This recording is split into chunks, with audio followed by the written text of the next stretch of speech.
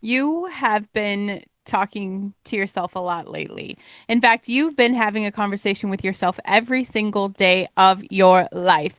Before anyone else gets to say anything to you, before the world gets a word in, before the critics and the doubters and the cheerleaders all take their turns, you've already been in your own shit, in your own head, talking about yourself, about what's possible, about what you deserve, about what kind of person you are and what kind of person you are not.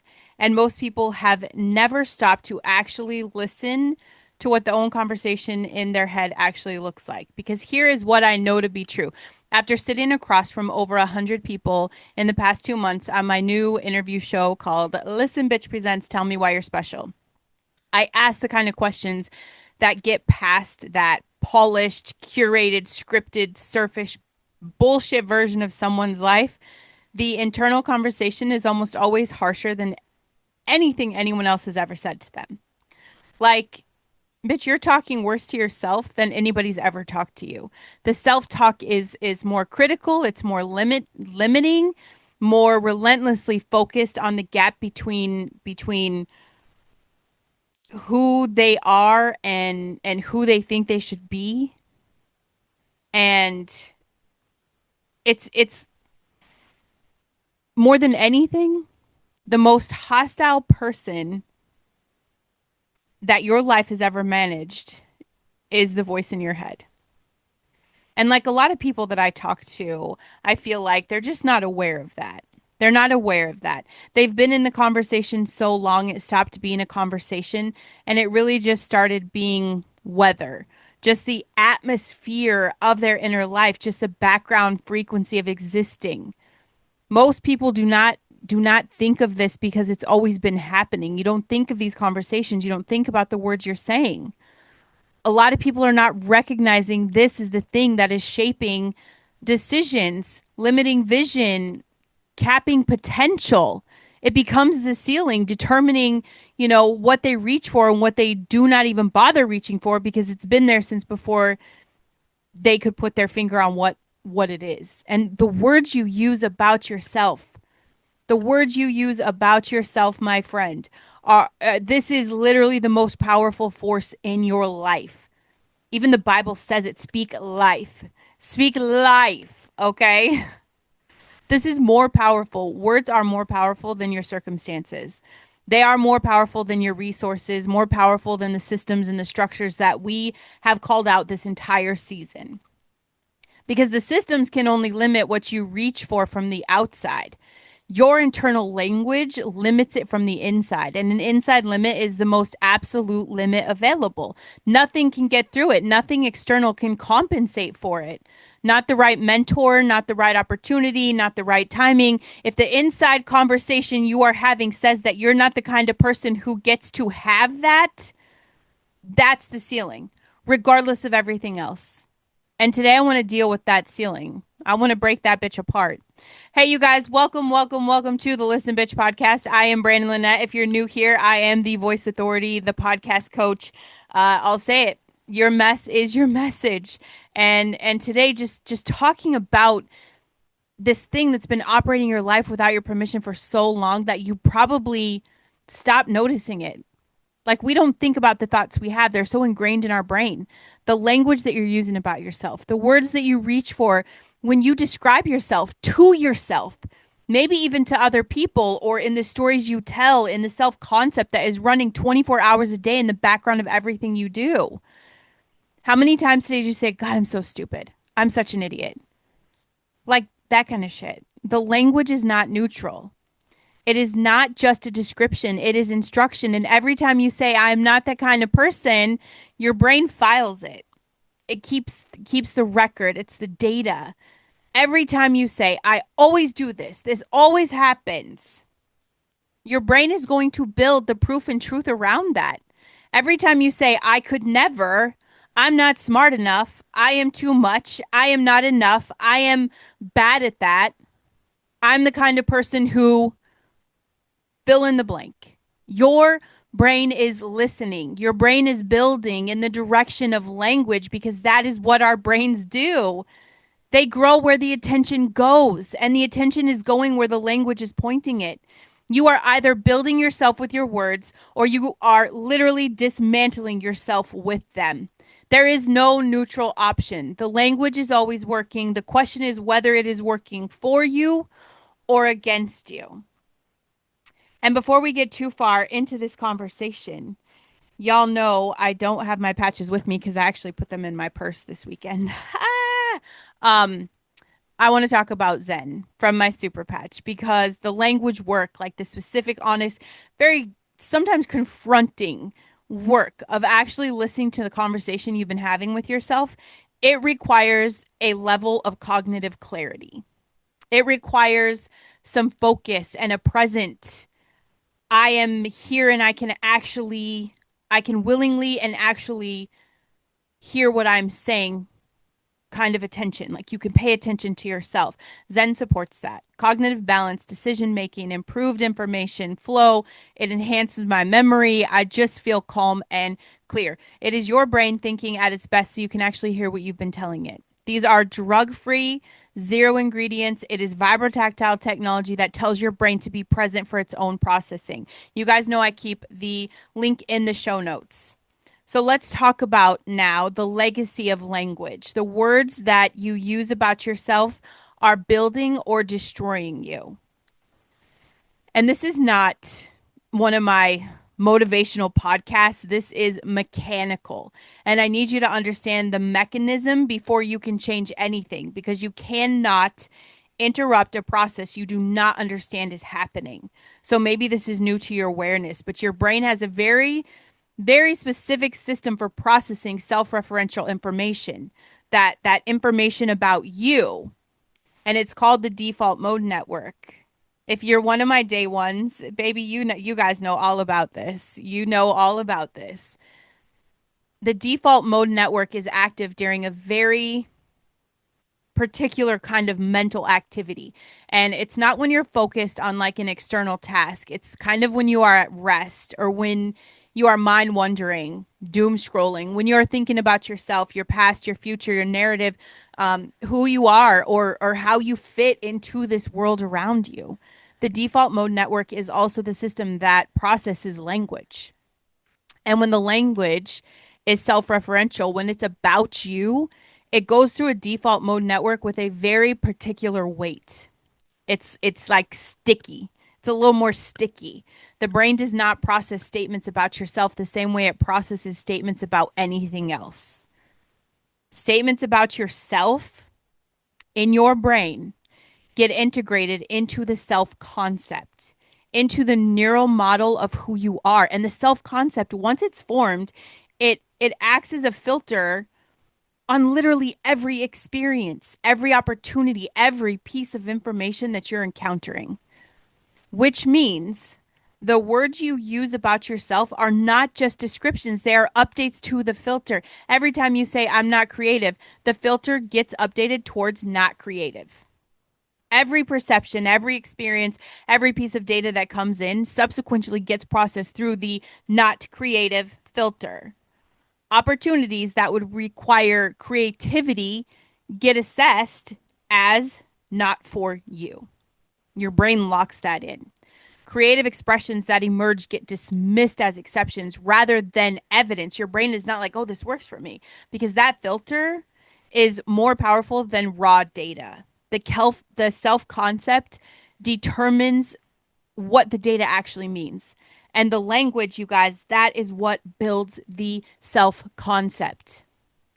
And neuroplasticity is the greatest, one of the greatest gifts I think God gave us in our body. I mean, He gave us a lot, right? Our body works without us thinking about it. Our heart's beating, our blood's pumping, our lungs are breathing, like all these things are happening. We have no idea. Neuroplasticity is one of those things that if we're not thinking about it, we're not utilizing it. But it is like practically the most important thing about this entire episode today. The self concept is not fixed. Everything I just explained, it was built. It's built through the language that was directed at you, maybe like in your early life, like from your parents. It could be teachers or your peers or culture, through the language that you've been directing at yourself ever since. And because it was built through language, it could be updated through language. And this is one of those things that I know you guys roll your eyes when I say it. It's not going to happen instantly. Not through affirmations that you don't believe. I tried that. But through this absolute, deliberate, consistent, neuroplasticity grounded practice of changing the language and letting your brain update the model in response to the new input. The brain grows where the attention goes. No, you guys have heard that.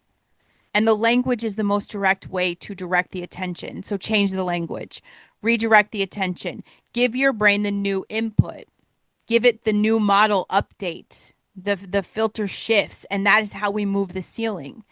And it is not magic. There's no magic wand. It is a rep and you build it like everything else that we've been building on the show. It's another rep. And this is how neural architecture actually works for you. And it is available to you right now in the very next sentence you say about yourself. Just can you even be aware? What is the last thing you said about yourself? I think about everything I did today. Obviously, the day doesn't go as planned. Doesn't go as planned because I'm a mom and that's kind of the arena I've stepped into, right? I mean, here I am recording Listen Bitch podcast at 10 o'clock at night when you guys are used to it in the morning. Again, this is it's been a month that we're doing it at night because of all the stuff. Um, Crazy stuff happened. Literally, we had a bad storm today. A tree fell on my roof. I was terrified. I'm like, oh my God, my husband had just left for work. God had his hand on us, like there was no damage, but the whole day was just kind of around this moment, around the storm, around the cleanup, and then just like household stuff, like one thing after the other. And I could, I'm sitting there. I ate dinner tonight super late, which is not, not, I don't try to make a habit of that. So I eat dinner late tonight. Um, and I'm sitting there thinking, I start to think, man, you're so behind. Like you're just kind of fucked. Like you're behind on the podcast, you're behind on everything. I mean, I haven't checked anything on my computer and I've deleted apps off my phone. So no more Facebook on my phone, no more of that stuff there. This is the only time I check. I started to have that thought of just like you're so behind. And then I was like, you know what? You're a badass. I just said it. You're a badass. I did a lot of shit today. Helped clear as much tree as I could off of the roof. My son helped me out up there. I went and rescued my son who had a flat tire. I brought him a new tire so he could get that popped on. I followed him home. We did 30 miles per hour with the hazards on. I meal prepped chicken and beef and I plated everything. I fed the babies. I kept everyone alive. I did loads of laundry and actually folded them the same day. Who does that? Like, I don't even recognize myself, right? So I did a lot of these things. I'm like, that's fucking badass. Celebrating myself. The words, it's how you talk to yourself. And there's an awareness. I've been talking kindly to myself for a very long time. When I'm in the mix, I'm like, I love you, Brandon. I love you, Brandon. I love you. When I want to beat myself up, when I want to be disappointed, when I want to be frustrated, I love you, Brandon. I love you. I love you. I love you. You got this. You got this. But let's talk about the words. Let's talk about specific words that are costing you the most. And I don't even know if you guys would think these are obvious words. Um, like they're just genuinely mean things that you occasionally say to yourself in the worst moments. Um, and those moments are real. And those moments really matter, but the ones that are doing the most damage are super quiet. The ones that are so normalized that you don't even notice them landing. This is a statement right here. I am just. I'm just a podcaster. I'm just a mom. You know how many times I've said I'm just a mom? I'm just a mom. Bitch, that's a very loaded statement. I've got 6 kids. I homeschool. They play rec ball. We're in the arena. I'm not just a mom. I'm everything. Where you say, I'm just starting out. I'm just figuring it out. The word just is doing extraordinary damage every time you use it. Just is a minimizer. It takes whatever comes after it and it reduces it. It tells your brain. So it's not even just the fact like people are listening to you say this, it's telling your brain. It tells your brain and anyone listening that the thing being described is less than it is. It's smaller. We're shrinking ourselves. Smaller than it deserves to be acknowledged. Not quite worth full valuation. In my intro, I say I'm Brandon Lynette, the podcast authority, the voice authority. I'm not like I'm just a podcast coach. Bitch, I am the voice authority. That's it. Like there is no I'm just. You see the difference of that? You if you're leading with just, you have already undercut yourself before anyone else gets a chance to. Or this one is good. I'm not that kind of person. I'm not that kind of person. This one is particularly expensive because it's so definitive. Not that kind of person implies a fixed category. It's like a permanent assignment, a version of yourself that is settled and established, and you are not subject to revision. The problem is that the kind of person you are is not fixed. Bitch, it has never been fixed. It's always been built. Who you are has always been built by your choices, by your habits, by your language, your environment. And I am not that kind of person is the most efficient way to stop the building and cement the current version as the permanent one. Imagine this. Imagine you're telling yourself and everybody else, I'm not the kind of person who follows through. What your brain is hearing is not a description of a pattern, it hears an identity statement. I'm not the kind of person that follows through. Boom, identity statement. Identity statements get defended. And the brain, which is extraordinarily good at maintaining consistency with its own model, is now going to work to confirm that identity statement. Your brain will look for the truth and the proof of everything you feed it. It will notice every fucking time you do not follow through, and it's going to file that as evidence. It will minimize the times you do follow through as exceptions. It will find the decision that is consistent with the not follow through identity and make that decision feel like you. The identity statement is a self-fulfilling statement, not because it was true, but because the brain believes it's true and then it does its fucking job. It acts accordingly. I think another one, and this one, ooh, these absolutes, y'all. I've really had to teach myself to be done with the absolutes. I always and I never. That absolute language pattern is killing you. I always procrastinate. I never finish things. I always end up in the same pattern. I never get the timing right. That absolute language just takes a pattern, which is real, which may have genuinely been happening, and it converts it into law. And in your brain, when you convert something into law, it's never questioned. It's just navigated around.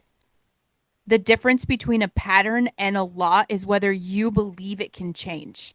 And the language is what determines whether you believe that. Another one I think that costs us a lot. The story about why. I think this is probably the most subtle one, but I also think the weight behind it makes it the most expensive. The story you tell about why the thing is the way it is. This one. And I've heard this through so many conversations. The why. Because I grew up with this. Because I was shaped by that. Because of what happened to me. The because is not the problem. Understanding the casualty of your pattern is genuinely useful. The problem is when the because becomes the ceiling, when the explanation becomes the prediction, when the story of why it happened is extended into a story of why it it it can't change. That extension from explanation to inevitability is language. And the cool thing is that language can be changed. I just think that a lot of people don't talk about this like they should. The language you're using about yourself was not generated entirely by you. A significant portion of it was installed. It was installed by systems that needed you to see yourself in a particular way in order to function the way they need you to function. Okay. And I'm talking about like the school system assigned you a language about your intelligence and your capability very early with the grades, the rankings, that feedback of teachers who are overworked and under resourced and doing their best with a system that was designed for a specific kind of learner. All of that generated language about you.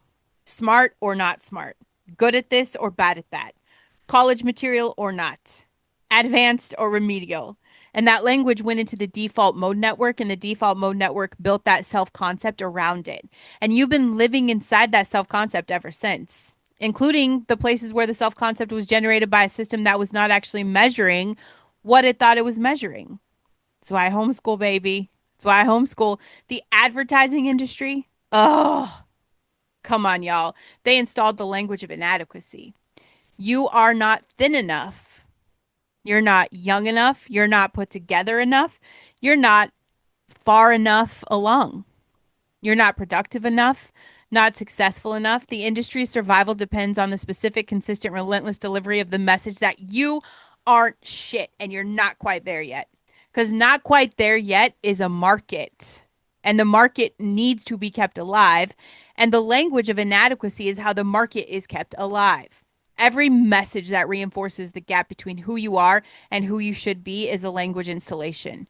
And the installations have been happening every day for your entire life.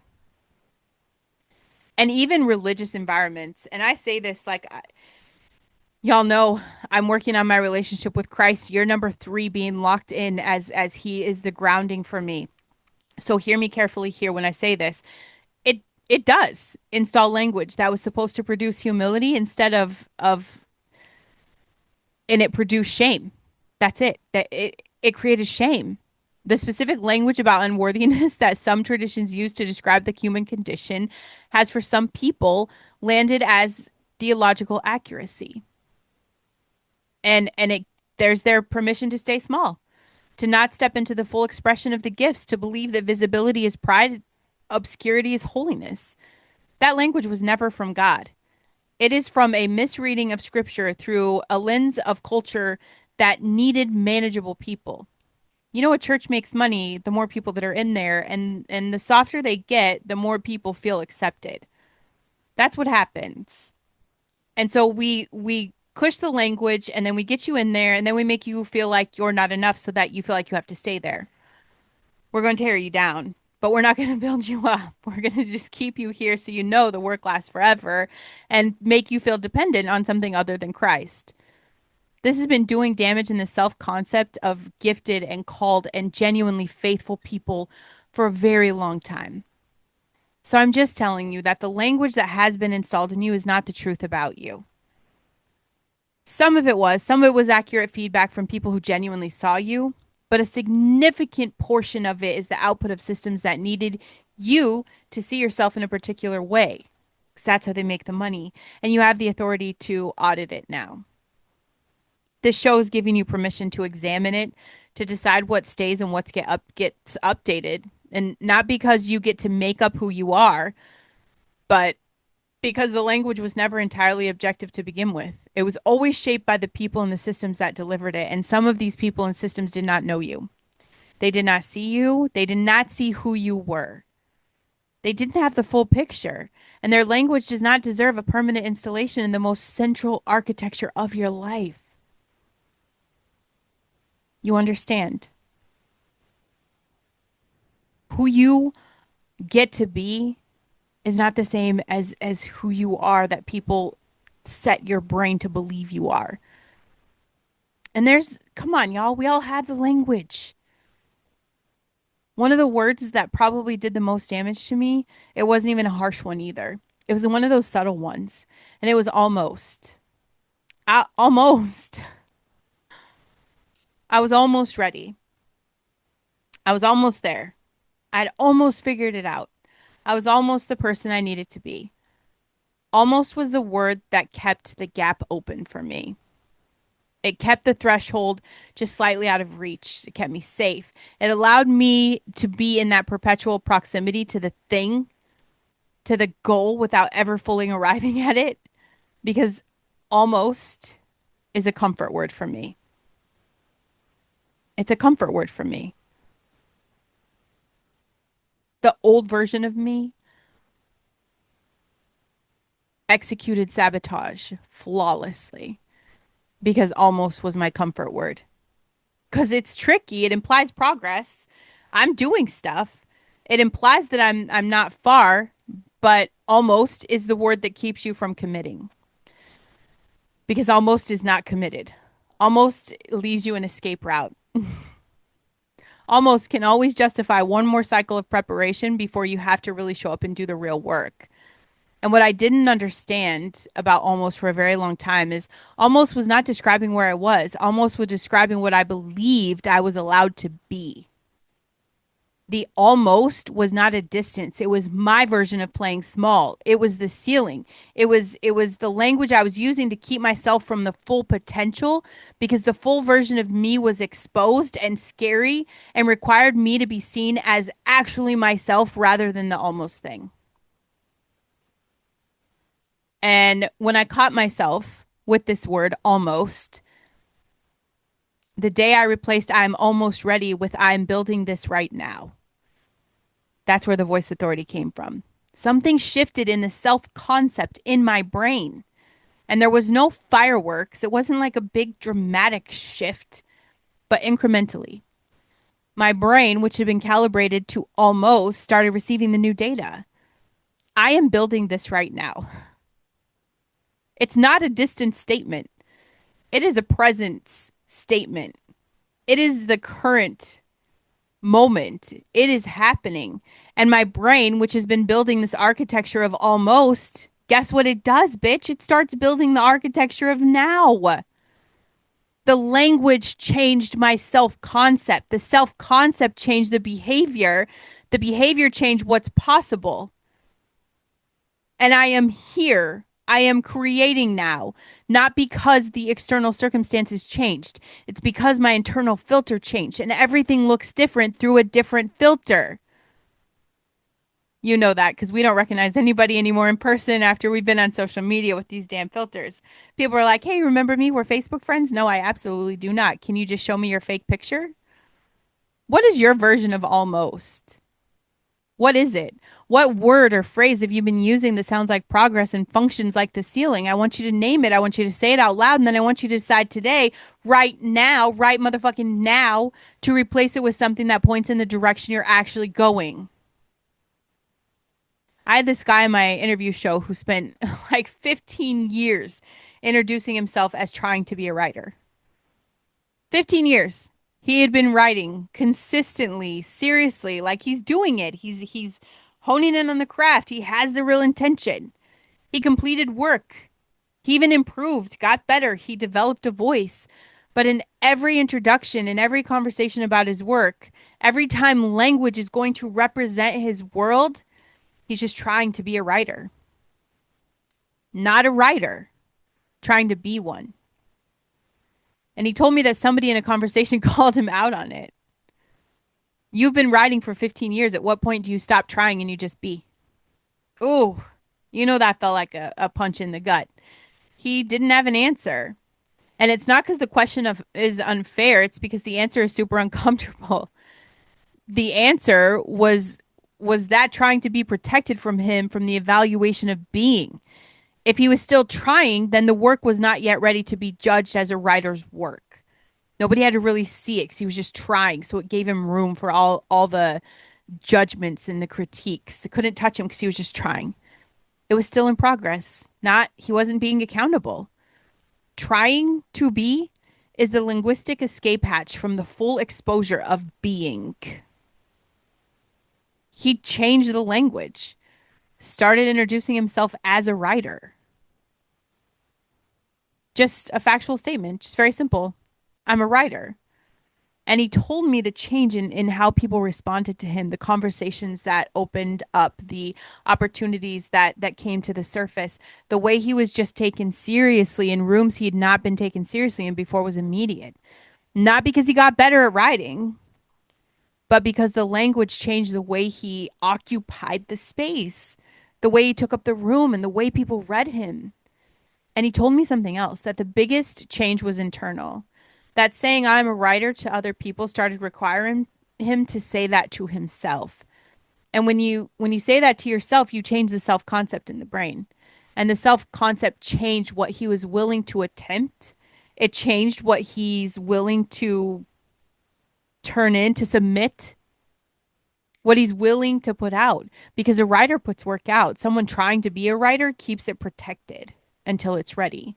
So I'm asking you today, what are you trying to be that you've already been long enough to just be? What is that thing?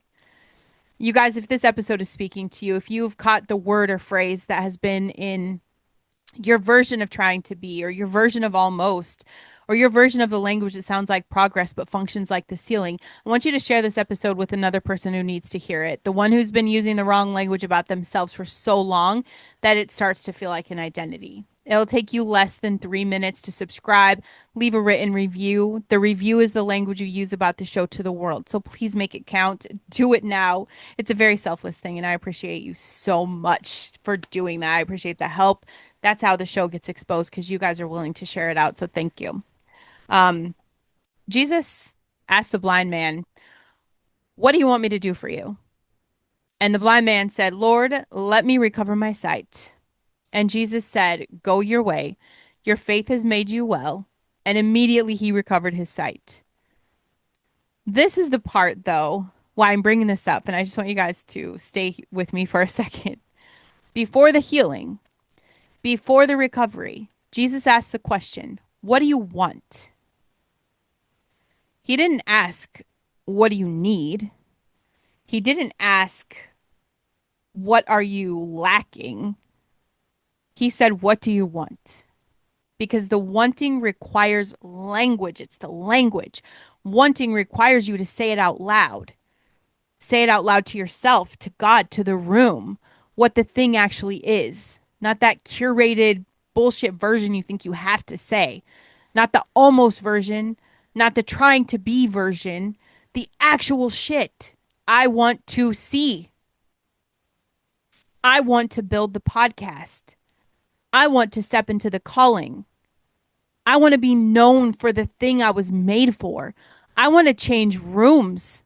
I want to reach people. I want to touch the person who needs what only I have. Say it specifically in your own voice, not even as a prayer technique, just as an act of ownership, as a decision to stop speaking the managed language and start speaking the actual language of what you want and who you are and what the hell you're building. He called things that were not as though they were. Jesus spoke to the potential, to the emerging reality, to the version of things that did not yet exist in the physical, but was already true in the spiritual. That isn't just that toxic positive thinking. That is faith language. It is a very specific discipline of speaking in the direction of what God has already declared to be true about you. Not what the school system said, not what your parents said, not what the advertising industry installed, not what the religious misreading installed. What God says, which is, you are chosen, you are called, you are made in the image of the God who creates. You are the one I put the thing in. That's what he says to you. Say that in your own voice to yourself first. And then you come back out and you say it to the world. The language of faith is not something you could pretend about.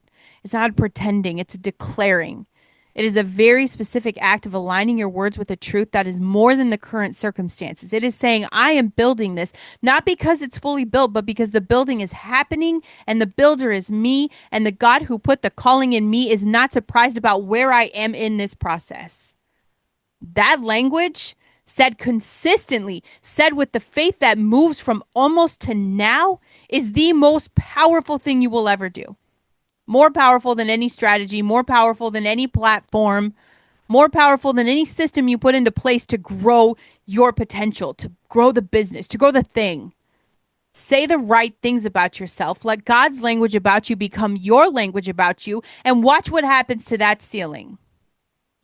The action I want you to take this week, and this is deeply practical, I want you to do a language audit, not of what you say to other people, of what you say to yourself.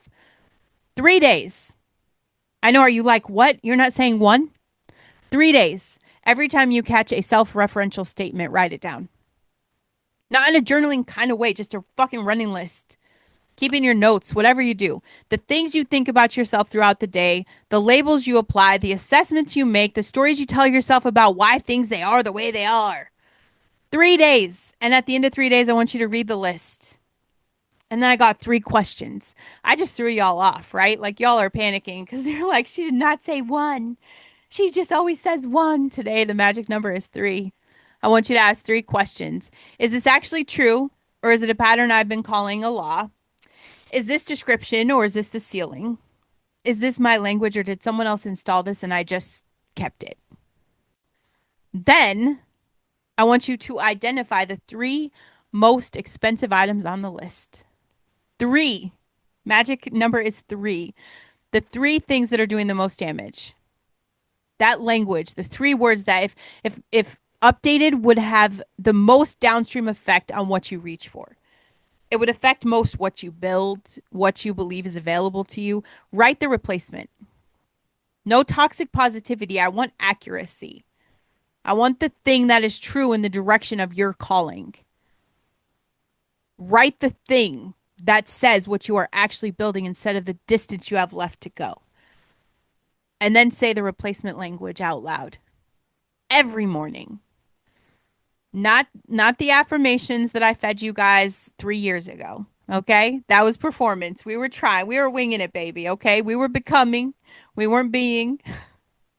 This is an update that I need you to install in your brain because the default mode network processes self-referential language whether you believe it yet or not. Whether you think I know my shit or not, before you do your research, if that's just how it fucking works, okay? Repetition. I did use reps, right? I used reps. Maybe I didn't say just one, but we've got the reps. That's the mechanism. The belief will follow the repetition. So give it the repetition. I am here because I want you to be better today than you were yesterday. I want you to be better tomorrow than you are today. I want you to say better things about yourself today.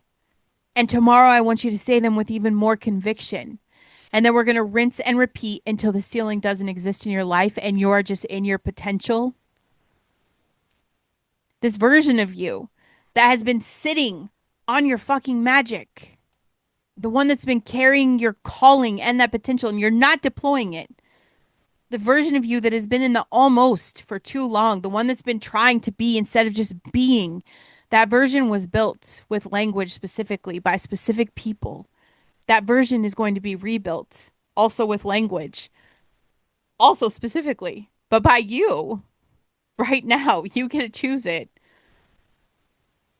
I talk to people who have been running the wrong language about themselves for years, who have been in the almost, in the trying to be, in the I'm not that kind of person, and they have no idea the ceiling they keep bumping their head on is made of words. That ceiling you keep bumping your head on, those are your words, directed at yourself, reinforced simply by years of repetition, hardened into the self concept that filters every opportunity and has limited every reach for you. And when these people that I talk to, when they change the language, when they actually practically really change what they say about themselves consistently, the ceiling moves. And it's not because the circumstances change. So stop using that. Stop being a victim of circumstances. It's because your self concept updates. And the updated self concept reaches for different things. And that's where things get built when you reach for something different. I help people find the language every day. That absolute calling assigned language that replaces the installed limitations with the truth of what God put in you. And then I help these people build their voice out, whether it's a podcast or a book or a TED talk, whatever it is. It's going to deliver language to the people who need to hear it, because your language, the real version of your story, the accurate version of who you are and what you're building, is the thing someone else needs to update their own self-concept. Your guys' mess, your mess. Everyone listening here, your mess is your message. And the language of your mess